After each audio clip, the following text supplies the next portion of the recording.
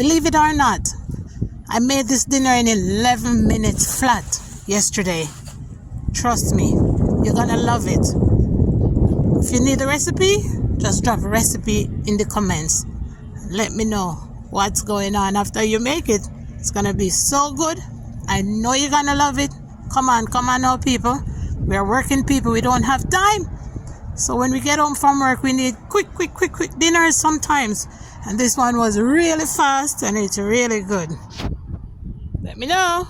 Drop recipe in the comments and I'll show you how to make it. Love y'all.